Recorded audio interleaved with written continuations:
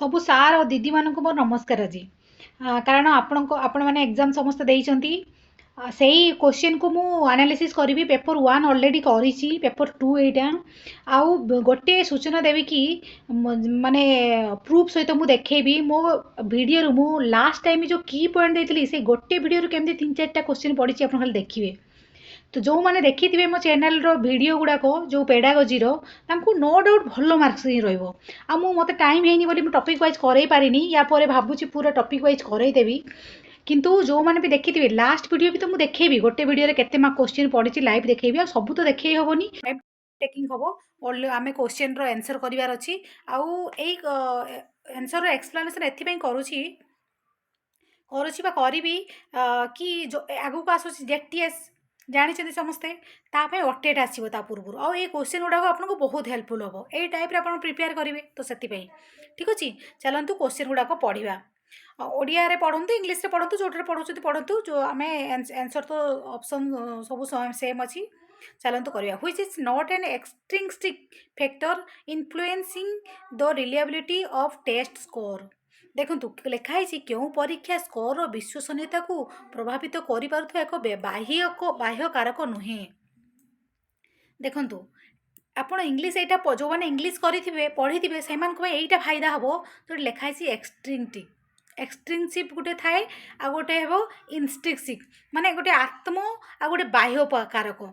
ଥରେ ଥରେ ଓଡ଼ିଆର କିଛି କିଛି ୱାର୍ଡ଼ ଥାଏ ଯେଉଁଟାକି ଆମେ ବୁଝି ହୁଏନି, କିନ୍ତୁ ଇଂଲିଶରେ ହେଲେ ଆପଣଙ୍କୁ ବହୁତ ଭଲସେ ବୁଝି ହେବ। ବାହ୍ୟକାରକ ଆଉ ଗୋଟେ ଅନ୍ତଃକାରକ କ'ଣ ନା, ବାହ୍ୟକାରକ କ'ଣ ନା ଯେଉଁଟା ଆମକୁ ବାହ୍ୟ ମୋଟିଭେସନ୍ ଦେଉଥିବ। ସପୋଜ୍ ଆପଣଙ୍କ ବାବା ମାମା କହୁଛନ୍ତି କି ତୁ ଡକ୍ଟର ହୋ, ତ ଆପଣଙ୍କ ବାପା ମାମାଙ୍କ ପାଇଁ ଆପଣ ପଢ଼ୁଛନ୍ତି, ସେଇଟା ହେଲା ଏକ୍ସଟ୍ରିନ୍ସିକ୍। କିନ୍ତୁ ଯଦି ଇନଷ୍ଟ୍ରିକ୍ସିକ୍ ହେବ ନା, ମୋତେ ମୁଁ ଏନ୍ଜୟମେଣ୍ଟ ପାଇଁ ପଢ଼ୁଛି, ମୋ ଭିତର ମାନେ ଅନ୍ତର ଭିତରେ ଯେଉଁଟା ଆମ ନିଜ ମାଇ ସେଲ୍ଫ ଓନ୍ ସେଲ୍ଫ ନିଜ ଭିତରେ ଯେଉଁଟାକୁ ଆପଣଙ୍କୁ ଡେଭଲପ୍ କରାଇବେ ସେଇଟା ହିଁ ଆପଣଙ୍କୁ ଇନଷ୍ଟ୍ରିକ୍ସିଭ୍। ତେଣୁ ଏଇଟା ଯେଉଁମାନେ ମୁଁ ଭାବୁଛି ଇଂଲିଶ ଯେଉଁମାନେ କରିଥିବେ, ଓଡ଼ିଆ ବି କିଛି ଅସୁବିଧା ନାହିଁ। ଯେଉଁମାନେ କରିଥିବେ କୋଶ୍ଚିନ୍କୁ ଆନ୍ସର୍ର ଯେଉଁ ସେଇଟା ହିଁ ଠିକ୍ କରିପାରୁଥିବେ। କ'ଣ ଲେଖା ହେଇଛି ଗେସିଂ ୱାର୍କ, ମାନେ ଅନୁମାନ କରିକି କାର୍ଯ୍ୟ କରିବାଟା ଅବଭିୟସ୍ଲି ଏଇଟା କ'ଣ ହେଇଯାଉଛି, ଅନୁମାନ ଗୋଟେ କାର୍ଯ୍ୟ ଦିଆଯାଇଥିବ, ଆପଣ କିଛି ଅନୁମାନ ଲଗାଇଦେବେ। କ'ଣ ନଟ୍, ପୁଣି କୋଶ୍ଚିନ୍‌ରେ ନଟ୍ ଦେଇଛି, ତ ଏଇଟା ବାହ୍ୟ କାରକ। ଗେସିଂ ୱାର୍କ କରିବା ଏଇଟା ଗୋଟେ ବାହ୍ୟ କାରକ ସହିତ ଯାଉଛି। ଫିଓର ଅଫ୍ ମେକିଂ ମିଷ୍ଟେକ୍, ମାନେ ଗୋଟେ ଆପଣ ଗୋଟେ ଏକ୍ଜାମ୍ ଦେଉଛନ୍ତି ବା କୌଣସି ପ୍ରୋବ୍ଲେମ୍ ସଲ୍ଭ କରୁଛନ୍ତି, ସେଇଟାକୁ ଆପଣ ଭୁଲ କରିଦେବେ। ଭୁଲ କାଳେ ଭୁଲ ହେଇଯିବ ବୋଲି ମନ ଭିତରେ ଆପଣ କ'ଣ କରୁଛନ୍ତି, ମାନେ ଭୟ ସୃଷ୍ଟି ହେଇଯାଉଛି। ମାନେ ମନ ଭିତରେ ନିଜ ଭିତରେ ସୃଷ୍ଟି ହେଲା। ଏଇ କ'ଣ ଏଇଟା ହିଁ ହେବ ଅନ୍ତଃକାରକ, ଯେଉଁଟାକି ଇନଷ୍ଟ୍ରିକ୍ସିକ୍ କୁହାଯାଏ। Inclusion for more test items, ଅଧିକ ପ୍ରଶ୍ନ ଅନ୍ତର୍ଭୁକ୍ତ କରିବା, ଏଇଟା ଗୋଟେ ଇଏରେ ଯାଉଛି, ବାହ୍ୟକାରକ ଯାଉଛି। ସିମିଲାରଲି ଏବିଲିଟି ଅଫ୍ ଟେଷ୍ଟ ଟେକର୍ସ, ମାନେ ପରୀକ୍ଷାର୍ଥୀମାନଙ୍କ ସମାନ କ୍ଷମତା, ଏଇଟା ବି ସବୁ ଏକ୍ସଟ୍ରିନ୍ସରେ ଯାଉଛି। ଆପଣ ଭୟ, ଅପସନ୍ ବି ଇଜ୍ କରେକ୍ଟ ହେଇଯିବ। ନୁହଁ କହିଛି, ଯେହେତୁ ସେ ନୁହଁ ପଚାରିଛି, କେଉଁଟା ବାହ୍ୟକାରକର ନୁହଁ। ତ ଫିଅର୍ ଅଫ୍ ମେକିଂ ମିଷ୍ଟେକ୍, କାଳେ ଭୁଲ ହେଇଯିବ କି, କାଳେ କ'ଣ ହେଇଯିବ କି, ମୁଁ ଏଇଟା କରୁଛି, ମାନେ ମନ ଭିତରେ ଯେଉଁଟା ଭୟ, ଏଇଟା ହିଁ ବାହ୍ୟକାରକ ନୁହଁ, ଅନ୍ତଃକାରକ। ତ ଅପସନ୍ ବି ଇଜ୍ କରେକ୍ଟ। ମୁଁ ଆନାଲିସିସ୍ କରିବାର ଗୋଟେ ପଏଣ୍ଟ ହେଉଛି, ଯେଉଁମାନେ ଆଗକୁ ବି ଅଟିଟ୍ ଦେବେ ସେମାନଙ୍କ ପାଇଁ ଫାଇଦା ଏଇଟା। ଠିକ୍ ଅଛି, ନେକ୍ସଟ ଯିବା। ଦେଖନ୍ତୁ ଆପଣ ଷ୍ଟାଟିଷ୍ଟିକାଲ ଯେଉଁ ମିନ୍ ମିଡ଼ିଆନ୍ ମୋଡ଼୍ର କୋଶ୍ଚିନ୍ ଏଇଟା ପଡ଼ିଛି। ଏଇଟା ତ ବେସିକ୍ଟା ପଡ଼ିଛି, ଆପଣମାନେ ନିଶ୍ଚିତ କରିପାରିଥିବେ ମୁଁ ଭାବୁଛି। ଆନ୍ସର୍ ଯେଉଁଗୁଡ଼ାକ ବୁଝେଇବାକୁ ପଡ଼ିବ ମୁଁ ସେଇଟା ବୁଝେଇକି ଯିବି, ଯେଉଁଗୁଡ଼ାକ ଜଷ୍ଟ କହିବାର ଅଛି କହିଦେଇଛି, କାରଣ ବହୁତ ଗୁଡ଼ା ଆନ୍ସର୍ ଆମର କହିବାର ଅଛି। ତ ଆନ୍ସର୍ ସି ଇଜ୍ କରେକ୍ଟ ହେଇଯିବ, କାରଣ ଏଇଟା ଅଧିକା କେଉଁଟା କହିଛି ନା, 25 ନମ୍ବରରେ ଏକ ଗଣିତ ପରୀକ୍ଷାରେ 14 ଜଣ ପରୀକ୍ଷାର୍ଥୀଙ୍କ ଅଙ୍କ ନିମ୍ନରେ ଦିଆଯାଇଛି, ଏହାକୁ ବିବେଚନା କରି ଗରିଷ୍ଠ କହିଛି ସିଏ। ତ ଅବଭିୟସ୍ଲି ଆପଣ କାଲକୁଲେସନ୍ କରିକି ଦେଖିବେ, ଆନ୍ସର୍ ସି ଇଜ୍ କରେକ୍ଟ ହେବ। ଠିକ୍ ଅଛି, 17ଟା 3 ଟାଇମ୍ସ ହେଉଛି। ତ ନେକ୍ସଟ ଯିବା। Calculate the IQ of a person with chronological age 20 and mental age 25। ଏହାର ଗୋଟେ ସୂତ୍ର ଅଛି, ଆପଣ ଜାଣିଛନ୍ତି। IQ କାଢ଼ିବ କେମିତି କାଢ଼ିବ ନା, ମେଣ୍ଟାଲ ଏଜ୍ ଆପଣ କାଢ଼ିଥିବେ, ମୁଁ ଜଷ୍ଟ ଆନ୍ସର୍ ଆଡ଼କୁ ଯିବି, ଜଷ୍ଟ ଟିକେ ଲେଖିଦେଉଛି। Mental age by chronological age into 100, এই ଫର୍ମୁଲା ପକାଇଦେବେ, ବାସ୍ ଆନ୍ସର୍ ହିଁ ଆପଣଙ୍କର ବାହାରିଯିବ। तो ମୁଁ ଏଇଟାକୁ ଆଉଥରେ କରିଛନ୍ତି ଫିର୍ ବି ଆଉଥରେ କରିଦେଉଛି। ମେଣ୍ଟାଲ୍ ଏଜ୍କୁ କେତେ ଦିଆହେଇଛି ନା 25 ଦିଆହେଇଛି। 25 ବାଇ କ୍ରୋନୋଲୋଜିକାଲ୍ ଏଜ୍ କେତେ 20 ଦିଆହେଇଛି ଇଣ୍ଟୁ 100। ଏଇଟା କାଢ଼ିକି ପୁରା ଇଜିଟା ହିଁ ଥିଲା।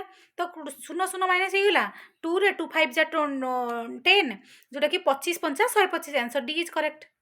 ଠିକ୍ ଅଛି, ଆଗକୁ ଯିବା। ନେକ୍ସଟ କିଏ କ'ଣ କହିଛି?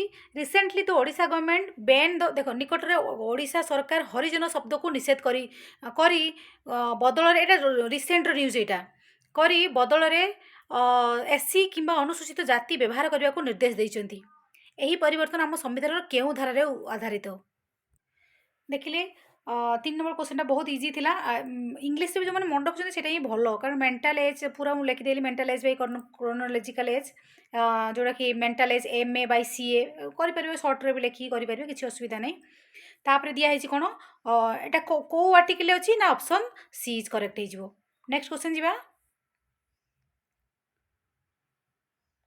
which one comes under the category of special intelligence? ये special intelligence କାର ଜାଣିଛନ୍ତି କି ନାହିଁ?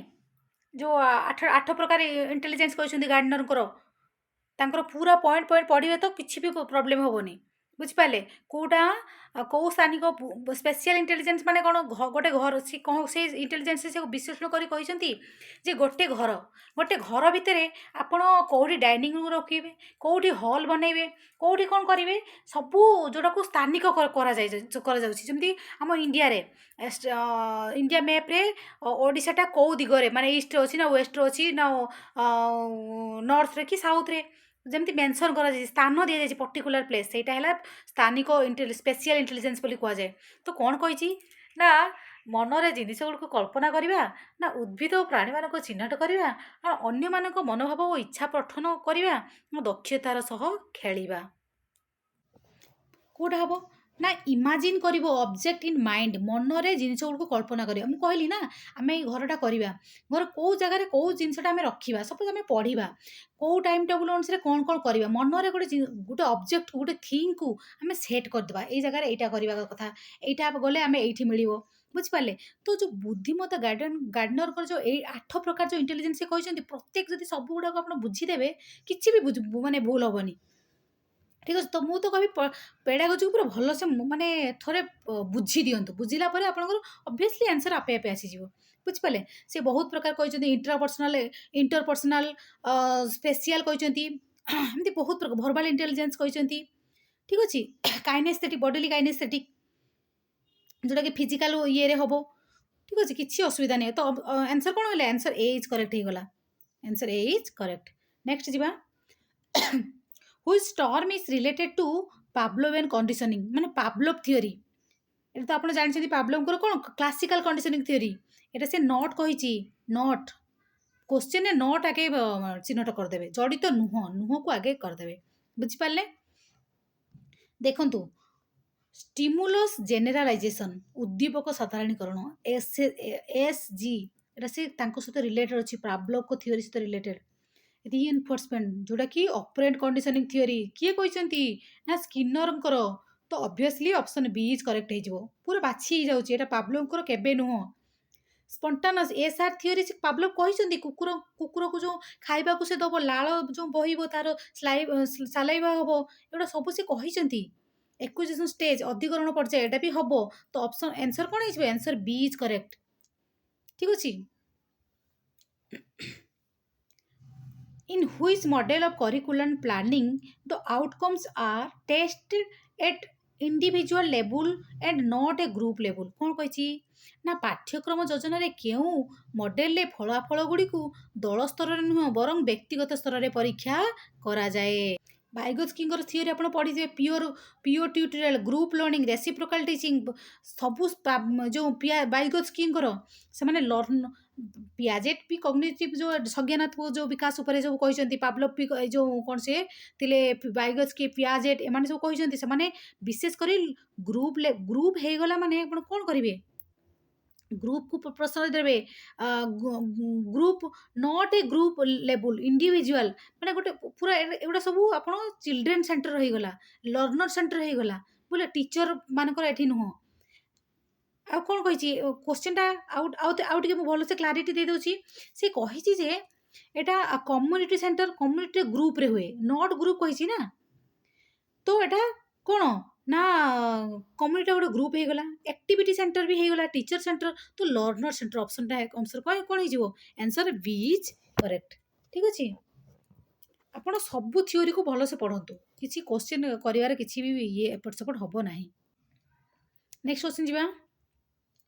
ବ୍ୟକ୍ତିଗତ ଶିକ୍ଷଣ ପ୍ରଣାଳୀ PSI ପାଇଁ କେଉଁ ଉପାୟ ସବୁଠାରୁ ଉପଯୁକ୍ତ?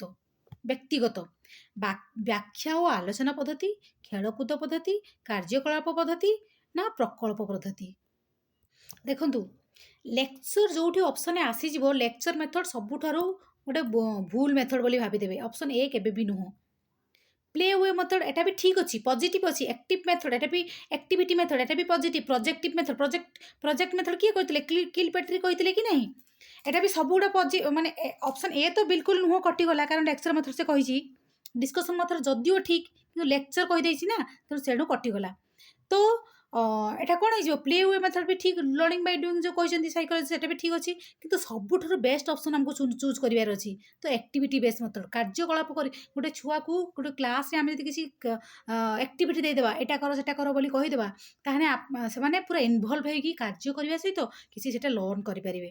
ତ ଆକ୍ଟିଭିଟି ବେସ୍ଡ ମେଥଡ଼ ବି ହିଁ ହେଇଯିବ ସବୁଠାରୁ ଉପଯୁକ୍ତ। ତ ସବୁଗୁଡ଼ା ଏ ତିନିଟା ସାରା ସବୁଗୁଡ଼ା ଉପଯୁକ୍ତ, କିନ୍ତୁ ସବୁଠାରୁ ଉପଯୁକ୍ତ ଉତ୍ତମ ଯେଉଁଟା କ'ଣ ହେଇଯିବ? ଅପସନ୍ ସି ଇଜ୍ କରେକ୍ଟ ହେଇଯିବ। ନେକ୍ସଟ ଯିବା। Which period is non age stage of stress and storm? ଦେଖନ୍ତୁ, ପର୍ଟିକୁଲାର ଏଇ ମାନେ ଇଏଟା 9 ନମ୍ବର କ୍ୱେଶ୍ଚିନ୍ଟା ମୁଁ ଆପଣଙ୍କୁ ମୋ ଭିଡ଼ିଓକୁ ନେଇଯାଉଛି, ଟିକେ ଧୈର୍ଯ୍ୟ ଧରିକି ଦେଖିବେ, ମୁଁ ଲାଇଭ୍ ଦେଖିବାକୁ ଚାହୁଁଛି। ଏଇ ରିସେଣ୍ଟ ମୁଁ ଭିଡ଼ିଓ ଛାଡ଼ିଥିଲି କ'ଣ ନା ମାନେ କି ପଏଣ୍ଟ ଉପରେ ଛାଡ଼ିଥିଲି। ଦେଖନ୍ତୁ, 3 ନମ୍ବର ଭିଡ଼ିଓ ମୁଁ କି ପଏଣ୍ଟ ଉପରେ ଛାଡ଼ିଥିଲି, ପୁରା ଗୋଟେ ଗୋଟେ କରିକି ଏଇ ଗୋଟିଏ ଭିଡ଼ିଓରୁ କେତେ ଆସିଛି ଖାଲି ଦେଖିବେ ଟିକେ। ଦେଖନ୍ତୁ, ଏଇ ଭିଡ଼ିଓଟା ମୁଁ କହିଛି ପୁରା NEPରେ ବି ପଏଣ୍ଟ କହିଥିଲି। ପୁରା ଦେଖନ୍ତୁ, ଷ୍ଟାର୍ଟିଂ କ୍ୱେଶ୍ଚିନ୍ଟା ହିଁ ଆସିଛି, ପୁରା ଷ୍ଟାର୍ଟିଂ କ୍ୱେଶ୍ଚିନ୍ 3 ନମ୍ବର କ୍ୱେଶ୍ଚିନ୍ ଦେଖନ୍ତୁ। Adolescent period of stress and strain, ମାନେ କିଶୋର ଅବସ୍ଥା ଗୋଟେ ଚାପ, ଯେଉଁଟା କିଏ କହିଛନ୍ତି ନା ହଲ୍ କହିଛନ୍ତି, ବୁଝୁଛନ୍ତି? ଏଇ ଗୋଟିଏ ଭିଡ଼ିଓରୁ 4-5 ମାର୍କ ଖଣ୍ଡେ ଆସିଛି। ଆପଣ ଯେଉଁମାନେ ଦେଖିନାହାନ୍ତି ମୋ ଭିଡ଼ିଓକୁ ଦେଖନ୍ତୁ, ବାର ଆସିକି କରିବା ମୋ ଟାଇମ୍ ଲସ୍ ହିଁ ହେବ, କିଛି ନାହିଁ। ତେଣୁ କ'ଣ, ଏଇ ଭିଡ଼ିଓଟାକୁ ଆପଣ ଦେଖନ୍ତୁ, କେତେଟା କ୍ୱେଶ୍ଚିନ୍ ଅଛି ପଡ଼ିଛି, ଆପଣ ନିଜେ ହିଁ ଜାଣିପାରିବେ। ଠିକ୍ ଅଛି, ଚାଲନ୍ତୁ ଆମେ ହେଉଛି ଆମ ଇଏକୁ ଯିବା। ତ ଏଇଟା କ'ଣ ହେଇଯିବ? ଏଡୋଲେସେନ୍ସ ମାନେ କିଶୋର ଅବସ୍ଥା, option A is correct, option A is correct. ଠିକ୍ ଅଛି, ଆଉ ମୋ ଭିଡ଼ିଓରେ ପୁରା କହିଛି ଏଡୋଲେସେନ୍ସର ଏଜ୍, ଚାଇଲ୍ଡହୁଡ଼ର ଏଜ୍, ଏଡଲ୍ଟହୁଡ଼ର, ଓଲ୍ଡ ଏଜ୍ର ସବୁର ପର୍ଟିକୁଲାର ଏଜ୍ ମୁଁ ମେନସନ୍ କରିଛି। ସେ ଭିଡ଼ିଓ ଦେଖନ୍ତୁ, ଆପଣଙ୍କୁ ନିଶ୍ଚିତ ଭଲ ଲାଗିବ। ନେକ୍ସଟ କ'ଣ କହିଛି? Which of the following committee is related two school ସହିତ କେଉଁ କମିଟି? ଏଇଟା ତ ପୁରା ଆପଣଙ୍କୁ ରସଗୋଲା ଖାଇଲା ଭଳିଆ କ୍ୱେଶ୍ଚିନ୍ ହିଁ ଦେଇଦେଲା, କିଛି ଅସୁବିଧା ନାହିଁ। School management committee, option B is correct. Next ଯିବା।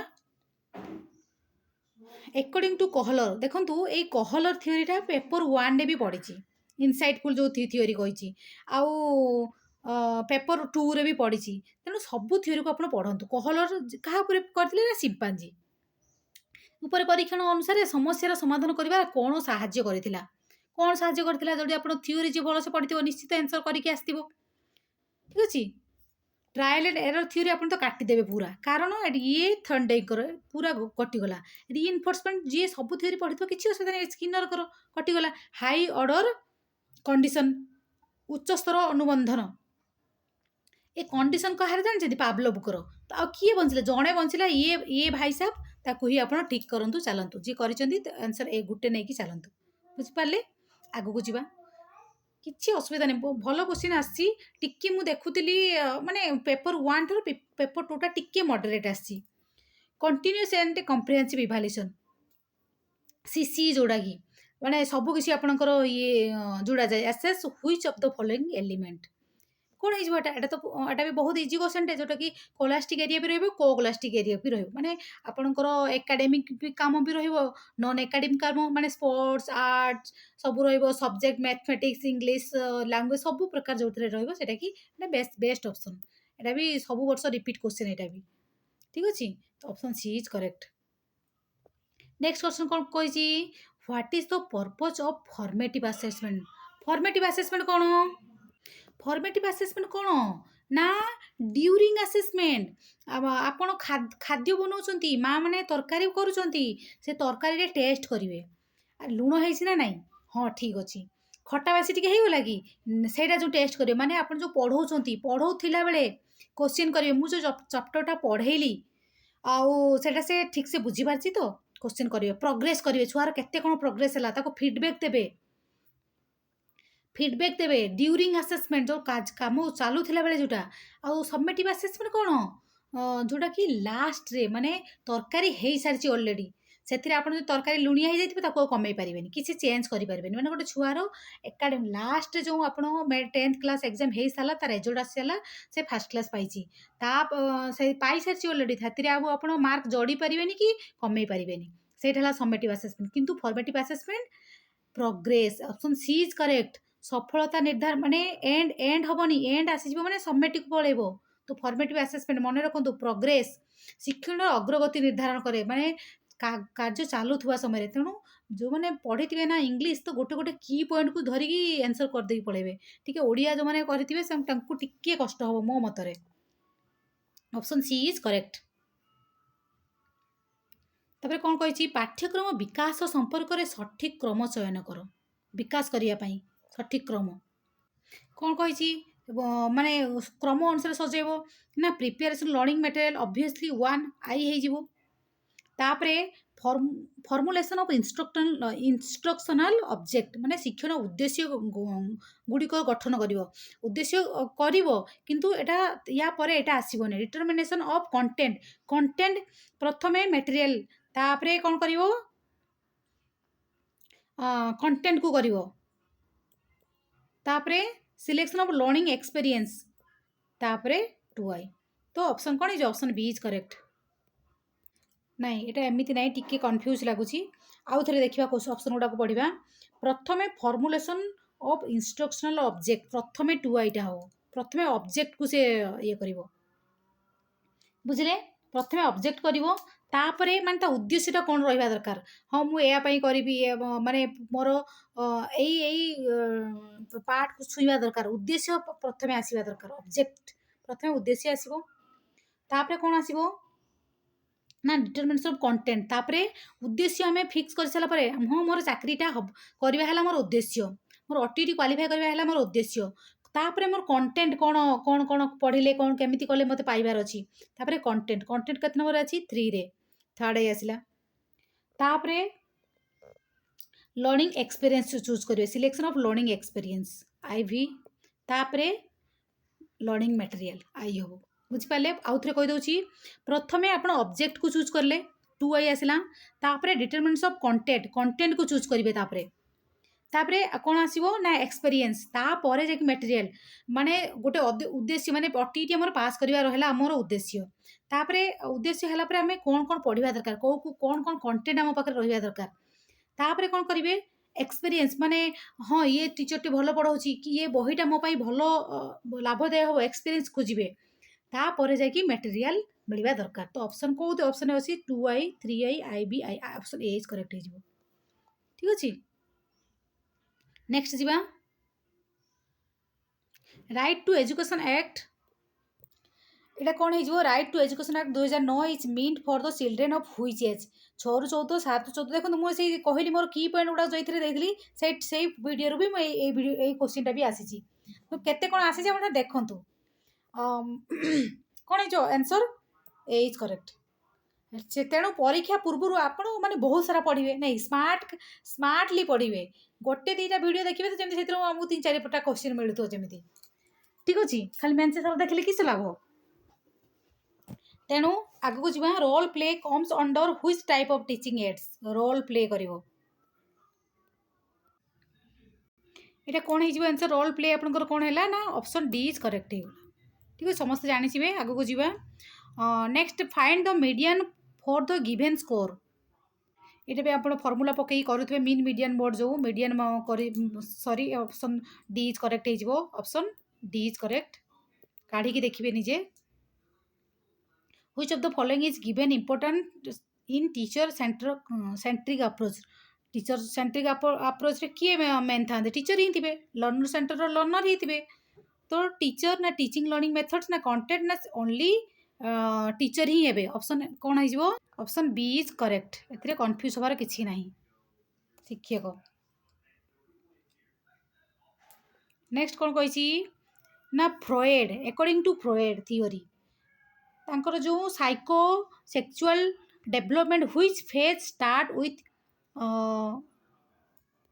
पॉवर्टी लिंगीय पर्याय ना अव्यक्त पर्याय ना मौखिक पर्याय ना यौनांग पर्याय कौटा हम आंसर एटा भी गोटे थ्योरी कौन है आंसर ना option option D is correct हम ये गोटे भल थ्योरीटे आप तो पढ़े बढ़िया लगे आपको learner centre classroom learner centre teacher centre paper one भी ए सबुथ आसे आ सब आप टीचिंग एग्जाम जो देवाई जो मैंने जी आर एस टी हो जेटीसी हो सब जेटीएस सबुथ एगुड़ा आसो कंपलसरी तो कौन हो लर्नर सेंटर आप जो क्लास रे कौन को फोकस दिया जाए गुरुत्व दिया जाए ना स्टूडेंट नीड पार्टिसिपेशन ना स्ट्रिक्ट रूल तो केबे भी नुह टीचर कंट्रोल करनी पड़े तो पूरा इजिली आपको जना पड़ जाऊँगी किसी भी असुविधा ना ऑप्शन सी इज करेक्ट हो जोटा कि इजिली जना पड़ुची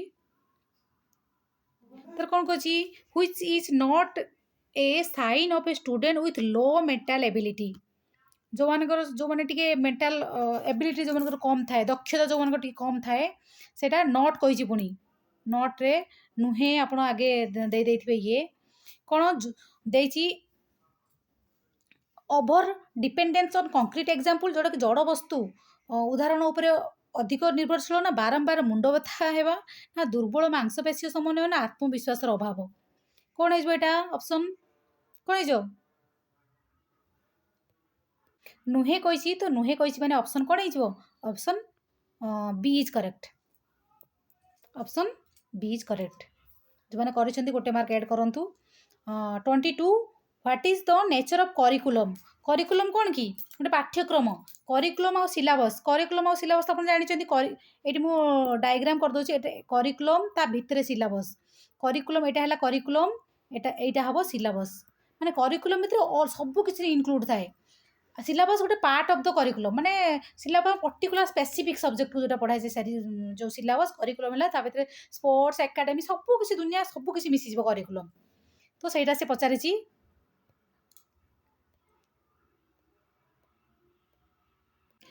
फिक्स एंड रिजिड फिक्स तो केबे भी नुह तो ऑप्शन फ्लेक्सिबल एंड फ्लेक्सिबल ही हवा दरकार करिकुलम सब फ्लेक्सिबल हम option B is correct flexible and developmentally appropriate केते बढ़िया ऑप्शन टे अच्छी एक तो समस्त ही मारी समस्त को तो मिलती मार्क प्राय यहाँ नेक्स्ट कौन दिखाई ना in statistic what is indicated by कौन मीडियन कौन टी परिसंख्यान मध्यमा कौन बुझाए कौन ना मिडिल नंबर ऑफ हाँ सहीटा क्रमिक तथ्यर ठीक मध्यवर्ती संख्या option B is correct option B हो नेक्स्ट क्वेश्चन जी इंग्लिश टार टिके ये जाइए तो ओडिया उच्च प्राथमिक विद्यालय बयस आवेग गुड़िक तीव्र और क्षणस्थायी बोली किए अनुधान करथिले किए करथिले एबे जस्ट ये प्रथम क्वेश्चन ही पड़ी जो उच्च प्राथमिक विद्यालय जो किशोर अवस्था एडोलसेंट मुझे जस्ट टी कहीकि आसली मो यहाँ भी मो भिडियो से की पॉइंट रू ही आसी गोटे क्वेश्चन को ही से घूरे देती तो ऑप्शन डी इज करेक्ट हो जो किशोर अवस्था चाप रो समय जोड़ा कि से कौन कही उच्च प्राथमिक विद्यालय ना से कौन आसी टीन टीन एज आसी जाइए से किए कहते हल्लक ही कहते पियाजेट नुह ठीक अच्छे नेक्स्ट जी कौन कही map comes under which category of TLM TLM कौन कौन टीचिंग लर्निंग मटेरियल्स मैपटा को आम कौन खाली देखु ना शुणु कौन खाली देखु तो ऑब्वियसली कौन हो दृश्य सामग्री जोटा हो ऑप्शन बी इज करेक्ट ये तो समस्ते ठीक करते which of the following is not a characteristic of good test not पचारे नुह कौटा गोटे भल परीक्षण विशेषता नुह रिलायबिलिटी देखो विशेष रिलायबिलिटी रहा निहाती दरकार वैलिडिटी ऑब्जेक्टिविटी तीनटा रहा दरकार ये क्वेश्चन बार बार सबुथिरे भी घूरी घूरी के आसुचे ऑप्शन बी इज करेक्ट हो कौन है कौन ऑप्शन हम ना option B is correct accountability नुह नेक्स्ट क्वेश्चन जी 26 गला 27 which law of development stage growth starts from brain moves to feet देखंतु एई क्वेश्चनटा केते मजादार क्वेश्चन एटा मो वीडियो रो थंबनेल क्वेश्चन एटा ही पड़िची भीतर को कोन जिवे थंबनेल क्वेश्चन ही मोर पड़िची एटा बस टिके मु नै जाउची सेठी देखंतु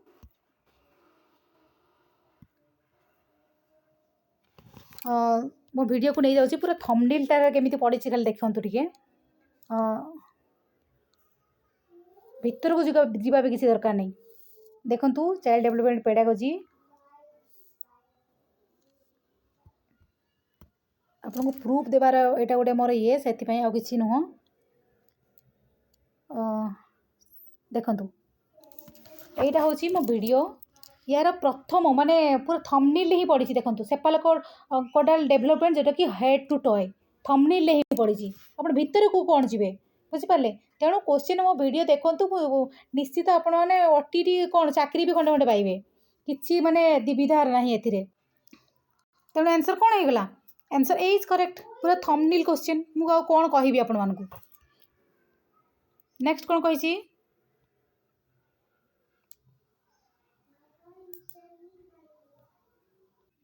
ए क्वेश्चन टा to achieve certain body weight आपणकर ए आ बी भितर टिके कन्फ्यूज अच्छी गवर्नमेंट कौन मागुच दौर आंसर देखूँ मत लगुच प्राय एटा ही करेक्ट हम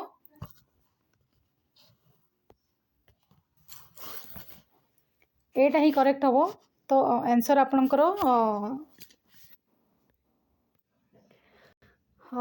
ए हम प्राय लगुच बी भी हो पारे तेणु दुईटा भितर कन्फ्यूज अच्छी गवर्नमेंट कौटा मानुची देखूँ next question which of the following is not a pictorial